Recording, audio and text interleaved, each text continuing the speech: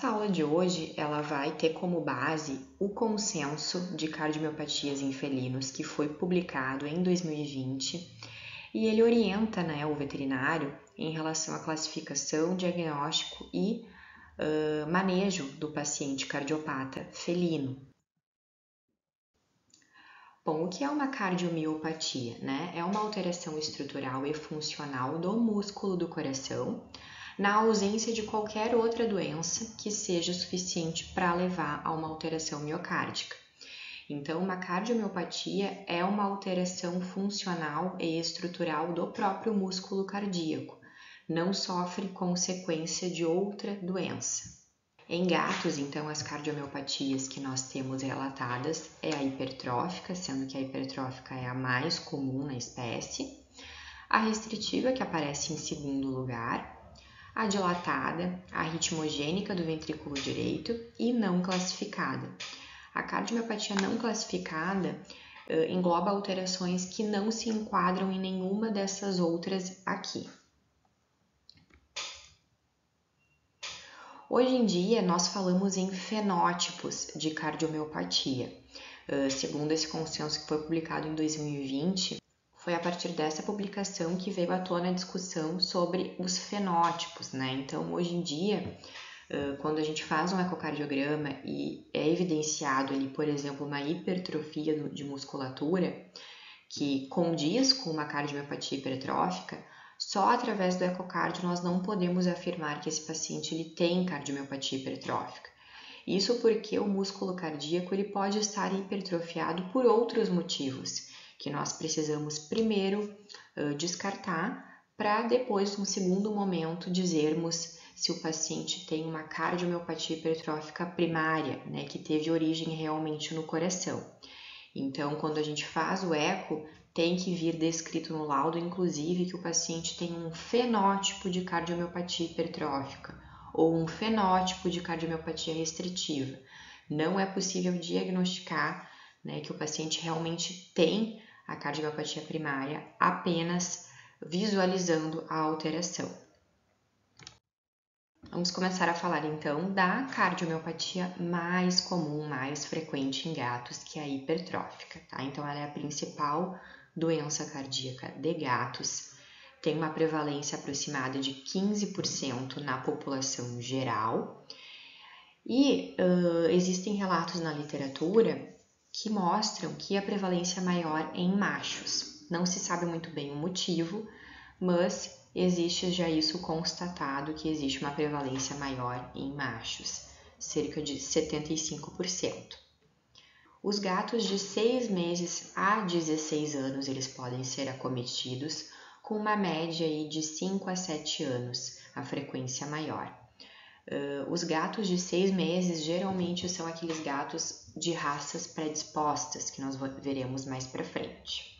A causa da cardiomiopatia hipertrófica primária ainda não é muito bem elucidada. Se sabe que existe uma alteração na arquitetura da musculatura miocárdica, no entanto, ainda não se tem muito bem conhecimento do desenvolvimento de fato da etiologia nesses casos.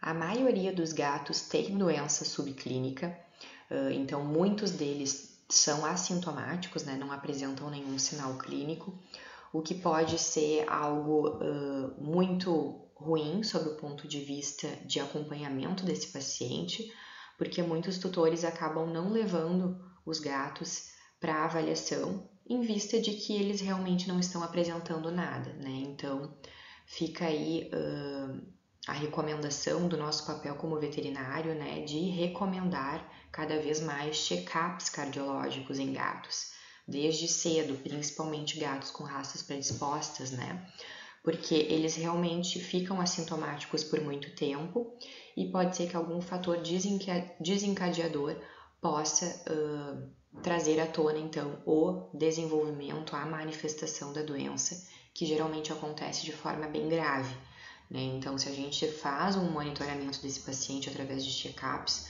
nós podemos prevenir essa evolução para uma manifestação aguda e grave. Por isso que é tão importante fazer esse monitoramento, esse acompanhamento. E as apresentações clínicas de uma cardiomiopatia hipertrófica que evoluiu num paciente que agora apresenta sinal clínico, as apresentações clínicas geralmente são compatíveis com uma insuficiência cardíaca congestiva ou com tromboembolismo arterial. Aqui é uma imagem de necrópsia de um coração, então, fatiado aqui no corte transversal. Então, nós percebemos que a musculatura está bem espessada e o lúmen ele fica bem reduzido, a luz do ventrículo fica bem reduzida. Então, é possível ver aqui que esse paciente ele tem um fenótipo de cardiomiopatia hipertrófica. Para considerarmos que essa doença ela é de caráter primário, então tem que ser feita ou a histopatologia da musculatura, no caso aí de necrópsia, ou no paciente vivo, nós temos que descartar as causas secundárias que levam a uma hipertrofia de musculatura. Um dado bem considerável que eu trouxe da literatura é que gatos com cardiomiopatia hipertrófica eles têm risco aí de 28% em média de desenvolver ICC e 40% a 66% dos gatos com tromboembolismo também tem ICC associada. Tá? Geralmente o tromboembolismo por si só ele já tem um prognóstico muito reservado e com a ICC associada se torna um quadro gravíssimo. Tá? Então, por isso que a gente tem que se atentar ainda mais a gatos. Geralmente eles ficam então um longo período assintomático, mas uma alta porcentagem deles pode evoluir para quadros bem agudos e graves. Bom, então a cardiomiopatia hipertrófica primária, que tem origem realmente no coração, ela tem um envolvimento genético em muitos casos. Então, a cardiomiopatia, nesse caso, ela vai ser hereditária e transmitida de forma autossômica dominante. O que acontece é uma desordem miocárdica primária e as raças mais acometidas são o Maine Coon e o Ragdoll, em que nós temos inclusive genes que já foram identificados para o desenvolvimento dessa doença nessas raças. Mas também outras raças que ainda não se tem uma comprovação de um gene envolvido, mas sabemos que também são acometidas comumente com a cardiomiopatia hipertrófica, que é o Persa, o American Shorthair, o Bengal. Então também são raças que nós precisamos acompanhar desde muito cedo e ao longo de toda a vida, porque não quer dizer que o paciente não tenha desenvolvido a cardiomiopatia hipertrófica quando jovem, que ele não vai desenvolver mais para frente quando ele tiver ali meia idade, entrando na idade sênior, tá? Então são pacientes que nós temos que acompanhar sim ao longo da vida toda. Basicamente o que explica o desenvolvimento dessa doença é a redução de uma proteína que faz parte do sarcômero, da musculatura, e a mutação no gene que codifica a proteína C-miosina ligante, que faz parte então do processo ali de contração muscular. Essa alteração nas proteínas vai fazer com que a força de contração do sarcômero aumente em relação ao relaxamento. Consequentemente, o que a gente vai ter visualmente no músculo é uma hipertrofia. Ele vai basicamente espessar, engrossar. E aí vai ser cada vez mais difícil com que esse músculo relaxe para receber o fluxo sanguíneo que está vindo do átrio.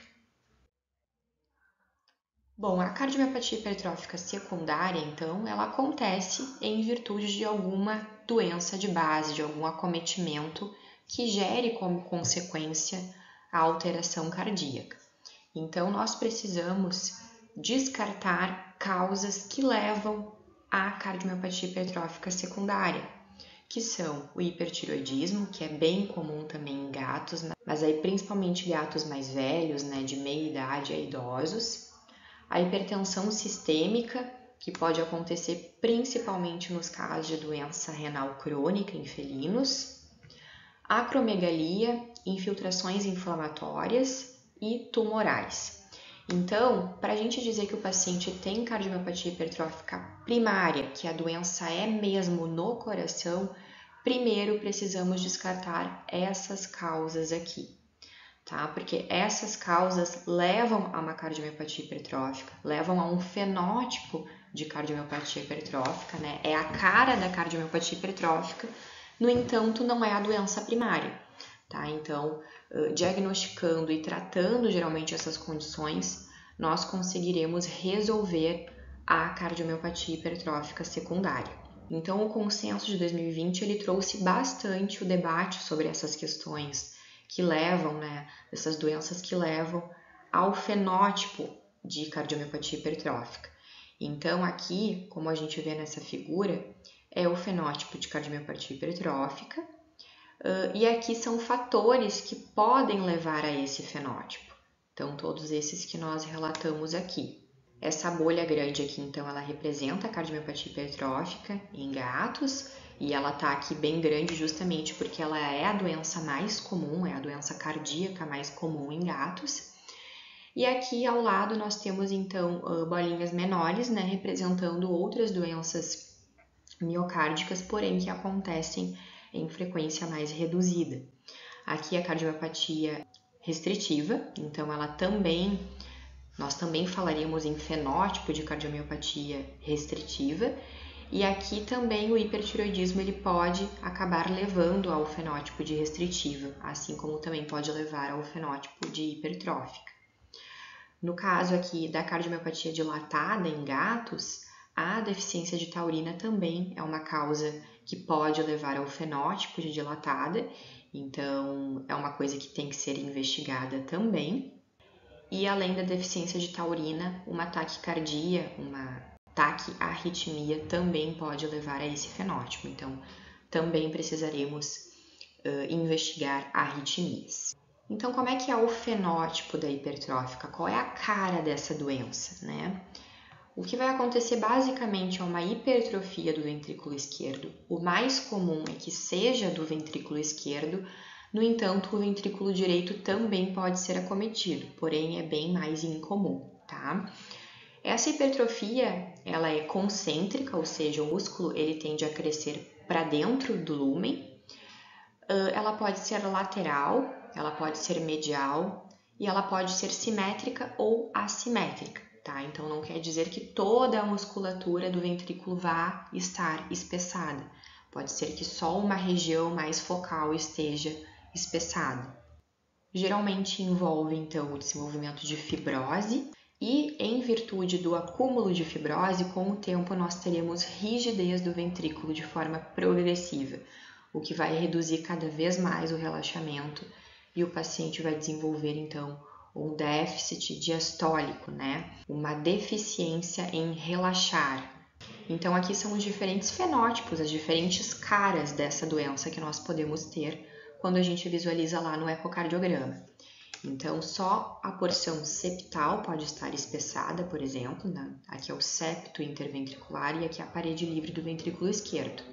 Aqui é o lúmen do ventrículo esquerdo e o átrio esquerdo. Então, nós podemos ter aqui toda a região septal espessada, poderemos ter só a parte medial do septo espessada, o ápice do ventrículo esquerdo espessado e as laterais podem estar normais. Outra apresentação é quando a parede livre do ventrículo esquerdo está espessada, ou num caso bem mais grave, quando nós temos todo o ventrículo esquerdo espessado, tanto a parede livre quanto a parede septal.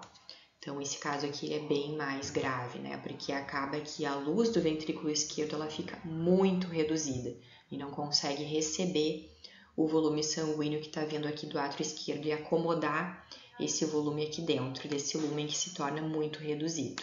Se nós pegarmos uma porção dessa musculatura aqui que está hipertrofiada e mandarmos para análise histopatológica, o que encontraremos é a hipertrofia dos cardiomiócitos, desarranjo das fibras musculares e presença de bastante fibrose intersticial, né, o que vai levar a esse enrijecimento ventricular, que vai dificultar cada vez mais o relaxamento.